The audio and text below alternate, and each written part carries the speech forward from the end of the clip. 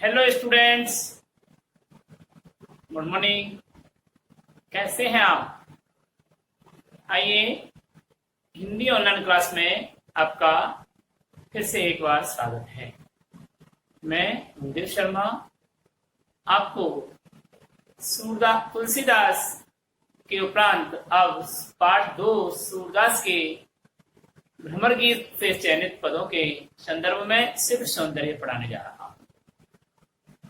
पिछले वीडियो में हमने सूरदास जी की काव्य की शिल्प सौंदर्य के संदर्भ में 2 बिंदु पढ़ चुके हैं और तीसरा बिंदु हम चल रहे थे काल और युग। काल और युग में देखिए प्रस्तुत काव्यांश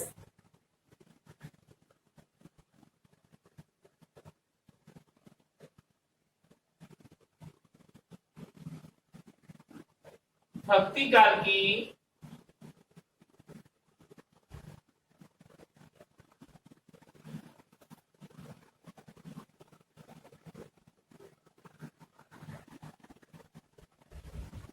सगुण कृष्ण भक्ति शाखा की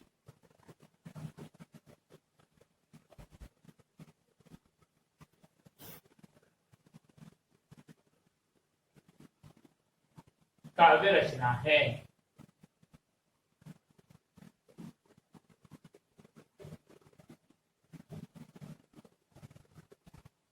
ठीक है, पॉइंट नंबर 4 और पॉइंट नंबर 4 में है काव्य रस।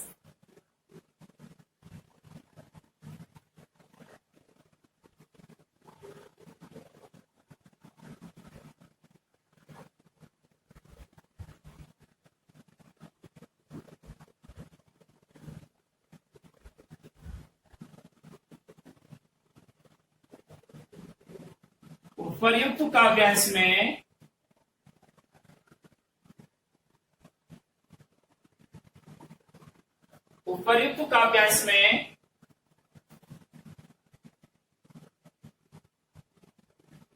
वियोग श्रृंगार रस का अद्भुत चित्रण किया गया है।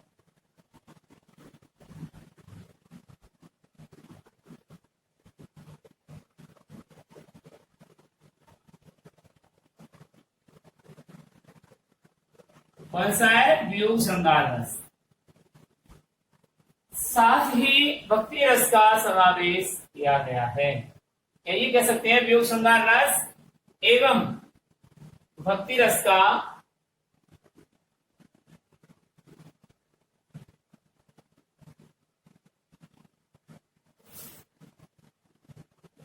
चित्रण किया गया है। पॉइंट नंबर 5 इन 5 काव्य भाव। भाव से मतलब स्थायी भाव। स्थायी भाव, अनुभाव, विभाव, ये 3 भागों में बटा हुआ है इसका। तो काव्य भाव में देखिए आप, उपर्युक्त काव्यांश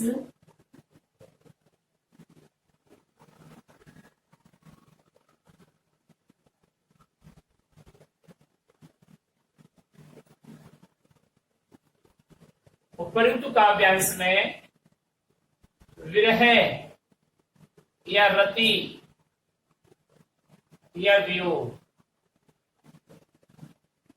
और भगवत भक्ति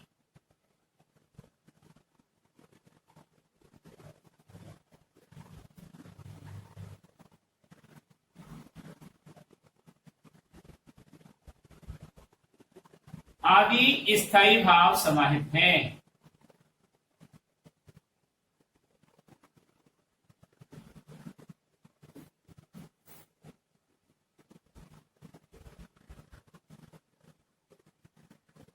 ठीक है, पॉइंट नंबर 6 काव्य गुण।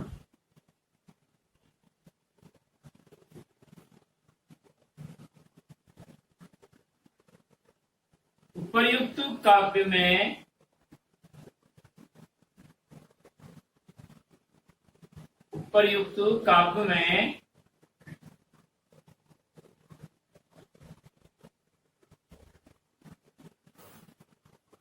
कौन सा रस भरा पड़ा है?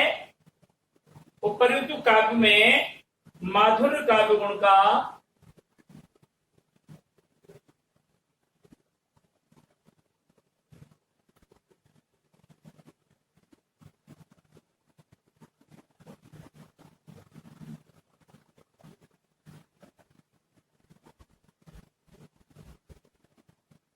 उपयुक्त काव्य में माधुर्य काव्य गुण का सुंदर चित्रण किया गया है।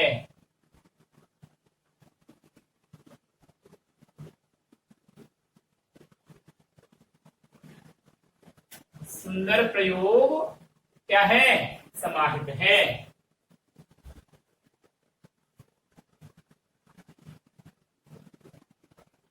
या किया गया है। पॉइंट नंबर 7, काव्य छंद।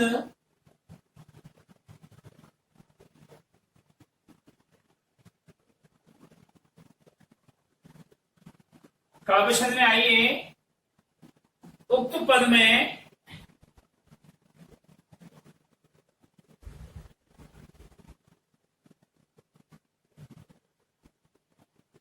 या उक्त पदों में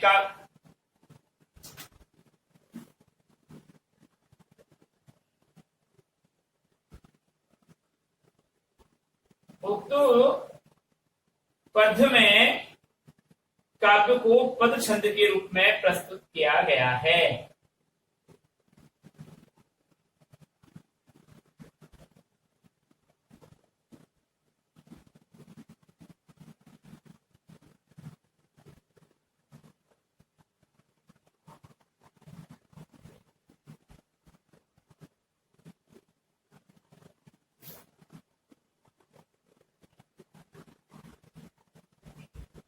किया है।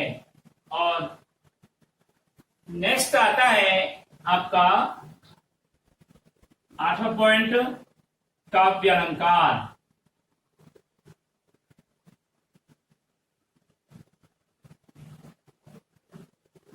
काव्य अलंकार में देखिए, उपर्युक्त पदों में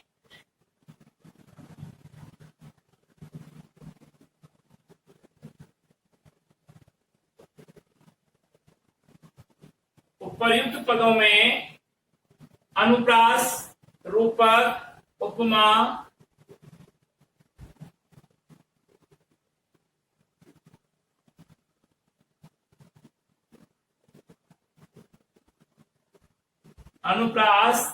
रूपक, उपमा, उत्प्रेक्षा,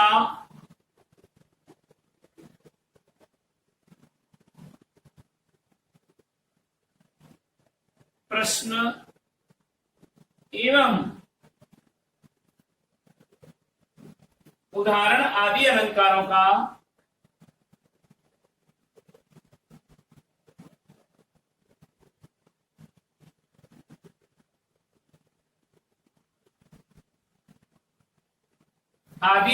का सौष्ठव प्रयोग किया गया है।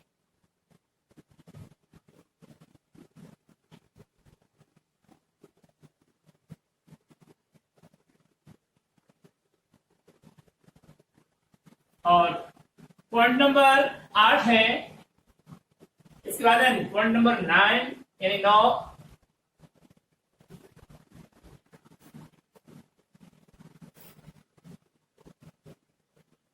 शब्द शक्ति।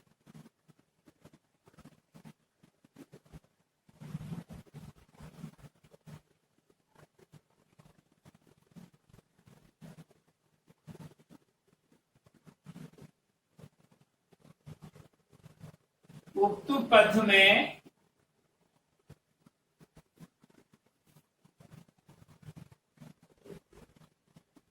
लक्षणा एवं व्यंजना शब्द शक्तियों का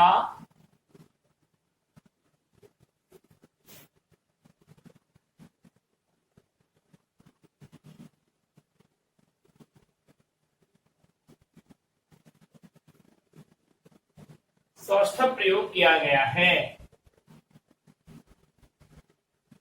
सौष्ठवता से प्रयोग किया गया है।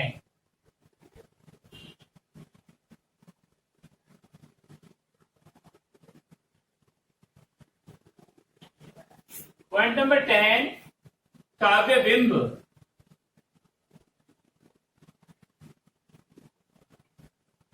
काव्य बिंब में देखिए, प्रस्तुत पदों में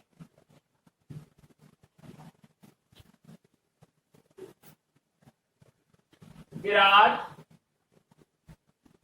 स्थिर, गतिशील, चाक्षुष, स्पर्श, श्रव्य आदि बिंबों का सौष्ठव प्रयोग समाहित है।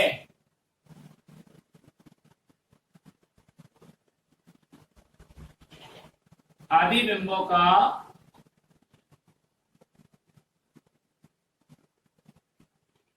सौष्ठव प्रयोग समाहित है।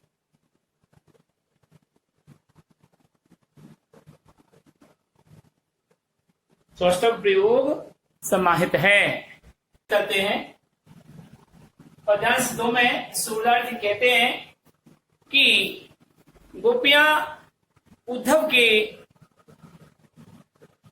योग संदेश का तिरस्कार करते हुए उसे क्या कहती हैं, उसका उपहास बनाती हैं और उससे उस योग संदेश को न कहने के लिए निवेदन करती हुई कहती हैं कि हम तो दुहु भांति फल पायो, हम तो दुहु भांति फल पायो, जो ब्रजनाथ मिले तो नीको, ना तरु जग जस गायो, हम तो दुहु भांति फल पायो। कहा भी गोकुल की गोपी सब वर्णहीन लघु जाति, कहा भी कमला की स्वामी संग मिल बैठी एक पाती। कवि सूरदास जी कहते हैं कि गोपियां उद्धव को उल्हाने देते हुए कहती है कि हे उद्धव, हमारे श्री कृष्ण हमारे परम आराध्य हैं और वे हमारे हृदय स्थल पर बसे हुए हैं, निवास कर रहे हैं। अरे हमने तो दोनों ही प्रकार से फल प्राप्त कर लिया है रे उद्धव। किस प्रकार से? कहते ना दोनों हाथों में लड्डू हैं, ऐसे हमें तो दोनों ही प्रकार से फल प्राप्त हो गया है कि जो ब्रजनाथ मिले तो नीको, नीको यानी भला, अच्छा। यदि ब्रजनंदन श्री कृष्ण हमसे आकर मिलते हैं तो अच्छा है, भला है, ना तरु जग जस गायो, नहीं तो यह सारा संसार हमारा यश गाएगा। अब वो यश कैसे गाएगा कि अगर वो ब्रजनाथ मिल जाते हैं, यानी श्री कृष्ण आकर के ब्रज के नाथ स्वामी श्री कृष्ण आकर के उनसे गोपियों से मिल जाते हैं तो बहुत अच्छा है, उन्होंने कन्हैया को प्राप्त कर लिया। और यदि नहीं मिलते हैं तो सारा संसार कृष्ण को तो गाली देगा और गोपियों का यश फहराता रहेगा। तो बताइए, क्या मिल गए श्री कृष्ण गोपियों से आकर के? नहीं मिले। और आज संसार में गोपियों का नाम आगे लिया जाता है, कृष्ण का नाम बाद में होता है। राधा कृष्ण, राधा कृष्ण, राधे राधे, सब जगह राधे राधे हो रहा है, गोपियां हो रही है, गोपियों का नाम लिया जाता है। ब्रजमंडल में जब जाते हैं यात्रा के लिए तो वहां पर राधे राधे राधे राधे का जा सुनाई देता है। राधे कृष्ण तो बाद में नाम जाता है। तो यानी कि गोपियां आज यश को प्राप्त हो गई, गोपियों का यश फहरा रहा है चारों तरफ। तो गोपियां कहती हैं कि यदि ब्रजनंदन हमसे आकर के मिलते हैं तो बहुत भला है, नहीं तो ये सारा संसार हमारा यश गाएगा, अर्थात संसार में हमारा यश फैल जाएगा। गोपियां उन्होंने देते हुए कहती हैं कि अरे उद्धव, कहा वे गोकुल की गोपी सब वर्णहीन लघु जाति, कहा तो वे गोकुल की काली कलूटी वर्णहीन निम्न जाति की गोपियां हैं, और कहाँ वे कमला की स्वामी संग मिल बैठी एक पाती, और कहाँ वे मथुरा में निवास करने वाली कमलापति विष्णु के साथ में कतारबद्ध रूप में बैठने वाली कुब्जा नाम की सेविका है, दासी है। तो भला वह उसे छोड़ करके हमारे पास हम वर्णहीन कुरूप भक्ति और निम्न जाति की गोपियों के पास क्यों करके आएगा? गोपियां श्री कृष्ण को ताने मारती हुई और उद्धव के योग संदेश का तिरस्कार करती हुई कहती है कि कहाँ वे गोकुल की गोपी सब वर्णहीन लघु जाति है उद्धव, कहाँ तो हम भोली भाली वर्णहीन निम्न जाति की गोपियां हैं, गोकुल की निवास करने वाली गोपियां हैं, और कहाँ भी कमला की स्वामी और कहाँ भी कमलापति विष्णु के संग मिल बैठी कुपाती, साथ में कतारबद्ध रूप में एक पंक्ति में बैठने वाली वह कुब्जा नाम की दासी है। निगम ध्यान मुनि ज्ञान अगोचर ते भय घोष निवासी। अभी उद्धव ने युग संदेश देते हुए गोपियों से कहा था कि वेद विद्याओं का अध्ययन कीजिए, पुराणों का ज्ञान प्राप्त कीजिए और तब वैराग्य और साधना कीजिए, तब आपको श्री हरि की प्राप्ति होगी, मुक्ति मिलेगी। तो गोपियां उसके इस योग संदेश का मजाक बनाती हुई कहती हैं कि निगम ध्यान मुनि ज्ञान अगोचर, अगोचर यानी अजन्मे है श्री कृष्ण, वो तो वेद वेदांगों के अध्ययन से प्राप्त किए जा सकते हैं, मुनियों के ध्यान ज्ञान से प्राप्त किए जा सकते हैं, वो तो अजन्मे हैं। तो उसका ही उनको उल्हाना देते हुए कहती हैं कि हे उद्धव, यदि हमारे कृष्ण अगोचर हैं, अजन्मे हैं, वेद वेदांगों के अध्ययन से प्राप्त होने वाले हैं, मुनियों के ज्ञान के द्वारा ही प्राप्त किए जा सकते हैं, तो बताओ ते भय घोष निवासी, वे गोकुल के निवासी कैसे बने? घोषण गोकुल, तो वे गोकुल के निवासी कैसे बन गए? अगर भगवान थे तो यहाँ आकर के जन्म क्यों लिया? कैसे बन गए गोकुल के निवासी? ताब ऊपर अब साँच कयो जो मुक्ति कौन की राशि। अभी उद्धव ने कहा था कि तुम्हें मुक्ति मिल जाएगी, तो वो कह रहे हैं इसके उपरांत भी उद्धव सच सच बता दो कि वह मुक्ति कौन की राशि है, कौन है ये मुक्ति, किसका नाम है मुक्ति, ये मुक्ति किसकी राशि है? अब परेशान हो जाती हैं गोपियां और उद्धव से हाथ जोड़कर निवेदन करती हैं।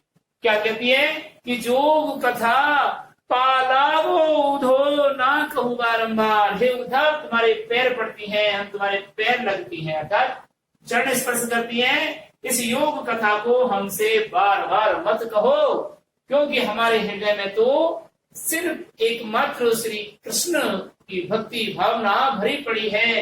सूर श्याम तजी और भजे जो ताकि जननी छार। सूरदास जी कहते हैं कि गोपियां उद्धव से कहने लगी कि हे उद्धव, हम तुम्हारे पैर पड़ती हैं, हमें अब इस योग कथा को मत कहो, बार बार इस योग कथा को मत कहो। अरे हमारे श्याम श्री कृष्ण को छोड़कर जो किसी और का स्मरण करता है उसकी माता को लज्जित करता है, अर्थात कहते ना कि उसकी माँ की ऐसी तैसी, तो ऐसे ही उसकी माता को लज्जित करता है, वह अपनी माँ को छार छार कर देता है। तो पूरे पद्यांश का सह प्रसंग यानी संदर्भ सहित हम अर्थ करते हैं, तो ध्यान से सुनिए। सह प्रसंग में प्रस्तुत काव्यांश हमारी पाठ्य पुस्तक सृजन के सूरदास द्वारा रचित भ्रमर गीत से चयनित पदों से लिया गया है, जो हमारी पाठ्य पुस्तक की अध्याय नंबर 2 में संकलित है। प्रस्तुत काव्यांश में गोपियां उद्धव के योग संदेश का तिरस्कार करती हुई ईश्वर के, श्री कृष्ण के ईश्वर रूप का उपहास बनाती हुई और उद्धव को निवेदन करती हुई कहती हैं कि हे उद्धव, हमने तो दोनों ही प्रकार से फल प्राप्त कर लिया है। यदि श्री कृष्ण हमसे आकर मिलते हैं तो बहुत अच्छा है, और यदि नहीं मिलते हैं तो ये सारा संसार हमारे ही गीत गाएगा, हमारा ही यश गाएगा और श्री कृष्ण को गाली देगा। गोपियां कहती हैं कि हे उद्धव, बताइए हम गोकुल की, कहा तो हम गोकुल की भोली भाली वर्णहीन और लघु जाति की गोपियां हैं, और कहा कमलापति विष्णु के अवतारी कृष्ण के साथ मिलकर बैठने वाली, एक ही पंक्ति में मिलकर बैठने वाली गोपियां नाम श्री कृष्ण हम वर्णहीन निम्न जाति की गोपियों के पास क्यों आएंगे? गोपियां उद्धव गोल्हान ऋतु कहती हैं कि उद्धव, अभी आपने कहा था कि तुम हमारे श्री कृष्ण अगोचर हैं, अर्थात अजन्मे हैं, मुनियों की ज्ञान ध्यान से ही प्राप्त किए जा सकते हैं, वेद वेदांगों के अध्ययन से तपबल कृष्ण अजन्मे हैं, वेद वेदांगों के अध्ययन से प्राप्त होते हैं, मुनियों के ध्यान ज्ञान से प्राप्त किए जाते हैं, तो बताओ वे यहाँ गोकुल के निवासी कैसे बन गए?